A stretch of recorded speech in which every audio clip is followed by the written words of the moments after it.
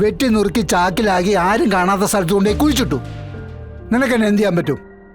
നീ കേസ് കൊടുക്കോ? എന്നാ കൊണ്ടുപോയി കേസ് കൊടുക്കണി, അവരന്വേഷിക്കട്ടെ. നിക്ക്, ഞാൻ അച്ഛനെതിരെ കേസ് കൊടുത്ത അവരച്ഛനെ കൊണ്ട് സത്യങ്ങൾ പറയിപ്പിക്കുമെന്ന് എനിക്ക് ഉറപ്പുണ്ട്. തടയരുത്. തടഞ്ഞ ഞാനിവിടെ കിടന്ന് ഒച്ച വെച്ച ആളെ കൂട്ടും. കാണണോ തനിക്ക്? അത് തനിക്കും തന്റെ വലിയ മുതലാളിക്കും നാണക്കേടാവേ. അതുകൊണ്ട് തടയാതിരിക്കുന്നതാ നല്ലത്. സ്വാമി പറഞ്ഞത് മനസ്സിലായോ? ശിവനെ കണ്ടാൽ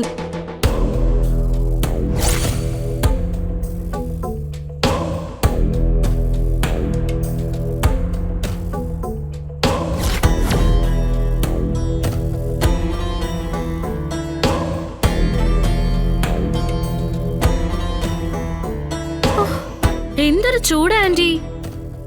കുറച്ച് തണുത്ത വെള്ളം ഉണ്ടെങ്കിൽ എടുത്തേ. ജ്യൂസ് ആയാലും മതി. അല്ല അത് ആ, സ്വാമിക്ക് എന്നെ മനസ്സിലായില്ലേ? ഞാൻ ഇവിടുത്തെ ശിവന്റെ പെണ്ണ, ഡേസി. ഡേസി, ശിവൻ ഇപ്പൊ ഇവിടെ ഇല്ല. അവന്റെ അച്ഛനും ഇവിടെ ഇല്ല. എനിക്കിവിടെ താമസിക്കാൻ അവർ രണ്ടുപേരും വേണ്ട. ദാ, നിങ്ങളുടെ മകൻ കെട്ടിയ ഈ താലി മാത്രം മതി. നീ എന്ത് ഭാവിച്ചായി വന്നിരിക്കുന്നത്? നിങ്ങളുടെ മകൻ എന്ത് ഭാവിച്ചാ എന്റെ കഴുത്തിൽ താലി കെട്ടിയത്? മകനോട് ചോദിച്ചിട്ടുണ്ടോ? മകൻ പറയുന്ന ഉത്തരായിരിക്കും ഞാനും പറയുന്നത്. കാരണം അവന്റെ ഇഷ്ടത്തിനല്ലേ ഞാനിനി ജീവിക്കേണ്ടത്.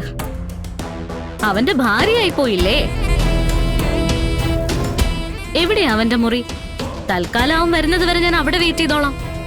എന്നിട്ട് തീരുമാനിക്കാം ഞാൻ എവിടെ താമസിക്കണമെന്ന്. എന്തായാലും ഒരു കാര്യം ഉറപ്പിച്ചാ ഞാൻ വന്നിരിക്കുന്നെ. ഇനിയുള്ള കാലം ഞാൻ ജീവിക്കാൻ പോകുന്നതേ ആന്റിയുടെ മോന്റെ കൂടെ ആയിരിക്കും. ഡേസി, ദേ വെറുതെ വീട്ടിൽ കയറി വന്ന് പ്രശ്നം ഉണ്ടാക്കരുത്. പ്രശ്നം ഉണ്ടാക്കുന്ന നിങ്ങളല്ലേ? ഞാൻ സമാധാനപരമായിട്ട് എന്റെ ഭർത്താവിന്റെ കൂടെ താമസിക്കാൻ വന്നപ്പോ നിങ്ങളല്ലേ എന്നെ തടയുന്നേ?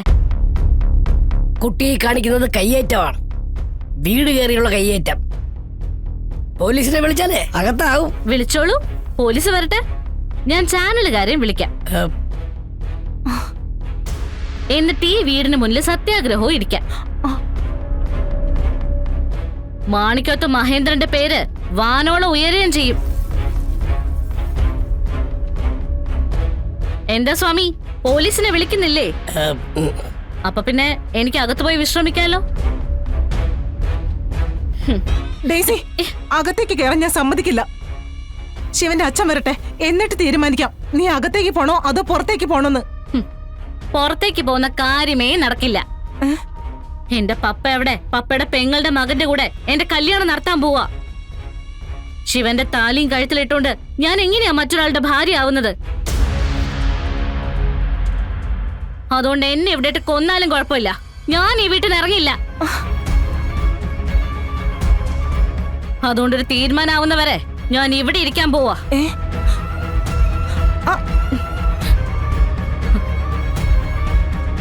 അയ്യോ സ്വാമി, ഇത് അകത്തേക്ക് വിളിച്ചിരുത്തതാ ബുദ്ധി. അല്ലെങ്കിൽ നാട്ടുകാരറിഞ്ഞ് ആകെ നാണക്കേടാവും.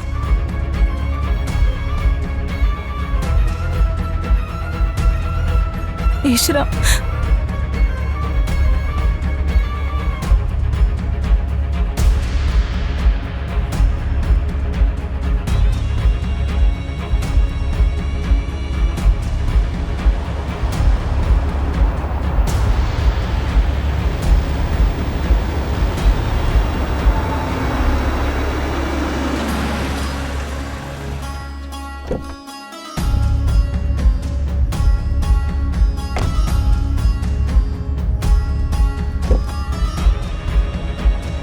ഞാനൊരു കാര്യം അറിയാനാ വന്ന്.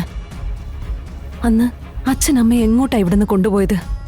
മോളെ, ഞാൻ ഒരിടത്തേക്ക് ഒരാളെയും കൊണ്ടുപോയിട്ടില്ല. എന്തിനാ അച്ഛ ഇങ്ങനെ കള്ളം പറയുന്നേ?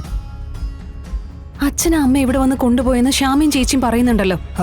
അവരങ്ങനെ എന്തൊക്കെ പറയും? അതൊക്കെ സത്യമാണെന്നില്ലല്ലോ. ദേ അച്ഛ, അച്ഛനൊന്നുകിൽ ആരെയോ പേടിക്കുന്നുണ്ട്, അല്ലെങ്കിൽ ഞങ്ങളോട് പറയാൻ പറ്റാത്ത എന്തോ ഒരു രഹസ്യം അച്ഛൻ്റെ ഉള്ളിലുണ്ട്. എന്ത് രഹസ്യം? മക്കളുടെ മുന്നിൽ ഒളിച്ചു വയ്ക്കാനായി ഒരു രഹസ്യം എൻ്റെ ഉള്ളിലില്ല. നിന്റെ അമ്മയെ പോലെ രഹസ്യങ്ങൾ ഉള്ളിൽ വെച്ചുകൊണ്ട് നടക്കാൻ എനിക്ക് സാധിക്കുകയില്ല. കാരണം ഞാൻ അത്ര മനക്കെട്ടിയുള്ള ആളൊന്നുമല്ല. നിക്കച്ച, ആ. എനിക്കറിയേണ്ടതും അതൊക്കെ തന്നെയാ. ദേ, നസീറിന്റെ മരണം മുതൽ ഞാൻ അച്ഛനെയും അമ്മയും ശ്രദ്ധിക്കുന്നത്.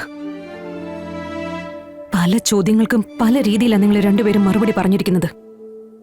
വിഷ്ണുവേട്ടൻ പോലും നിങ്ങൾക്ക് വേണ്ടി പല കാര്യങ്ങളും മറച്ചുവെച്ചു. അന്നത്തെ ആ സംഭവത്തിൽ എന്തൊക്കെ അറിയാക്കഥകളുണ്ടോ അതുപോലൊരു അറിയാക്കഥയായി എന്റെ അമ്മയുടെ ലൈഫ് മാറരുതെന്ന് എനിക്ക് ആഗ്രഹമുണ്ട്. ദേ, അതുകൊണ്ട് ചോദിക്കാം, എന്റെ അമ്മയ്ക്ക് എന്താ സംഭവിച്ചേ?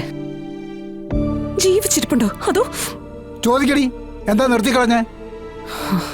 ചോദിക്കാനാ പറഞ്ഞേ. ദേ, അച്ഛന്റെ മുഖത്ത് നോക്കി തന്നെ ചോദിക്ക്, അമ്മയെ കൊന്നു കളഞ്ഞോന്ന്. അങ്ങനെ ചോദിക്കാനായിട്ട് തന്നെ ഞാൻ വന്നേ. ചോദിക്കുകയും ചെയ്യും. കാരണം അച്ഛന്റെ കാര്യത്തിൽ എനിക്കിപ്പോഴും സംശയങ്ങൾ ബാക്കി നിൽക്കുക. അച്ഛനെ ഞാൻ ഈ കാണുന്ന ആളല്ല. അച്ഛന്റെ ഉള്ളിൽ എന്തൊക്കെയോ ക്രൂരതകളുണ്ട്. നസീറിന്റെ ബോഡി എവിടെയാ ഒളിപ്പിച്ചു വെച്ചെന്നുള്ള എന്റെ ചോദ്യത്തിന് അച്ഛന്റെ കൈ മറുപടി ഇല്ലാത്തതും ആ ക്രൂരത ഉള്ളിൽ ഒളിഞ്ഞിരിക്കുന്നത് കൊണ്ട് തന്നെയാ. നീ പറഞ്ഞതെല്ലാം ശരിയാ. നിന്റെ അമ്മയെ ഞാൻ കൊന്നു. വെട്ടി നുറുക്കി ചാക്കിലാക്കി ആരും കാണാത്ത സ്ഥലത്ത് കൊണ്ടുപോയി കുഴിച്ചിട്ടു. നിനക്കെന്നെ എന്ത് ചെയ്യാൻ പറ്റും? നീ കേസ് കൊടുക്കോ?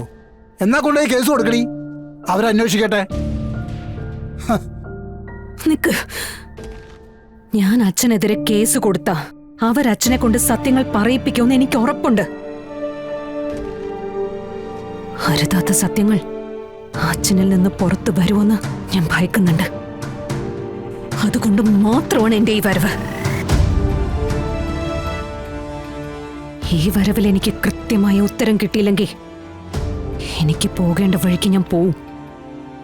കാരണം എനിക്ക് എന്റെ അമ്മയെ കണ്ടെത്തിയേ ഒക്കൂ. എന്റെ അമ്മ തന്ന ഭിക്ഷയാണ് എന്റെ ഈ ജോലി. ആ അമ്മയ്ക്ക് വേണ്ടി ഞാൻ എന്റെ ഈ പദവി ഉപയോഗിച്ചില്ലെങ്കിൽ പിന്നെ കളക്ടർ ശാലിനിക്ക് എന്ത് വിലയായി സമൂഹത്തിൽ ഉണ്ടാവുക? ദേ, അമ്മയ്ക്ക് വേണ്ടി അച്ഛനെ കുരുതി കൊടുത്തു എന്നുള്ള പേര് എനിക്ക് വാങ്ങിത്തരരുത്. നീ ശ്രമിക്ക്. നിന്റെ ഔദ്യോഗിക പദവിയുടെ കനം മുഴുവൻ ഉപയോഗിച്ച് നീ ശ്രമിക്ക്. പിടികൊടുക്കാതിരിക്കാൻ ഞാനും ശ്രമിക്കാം.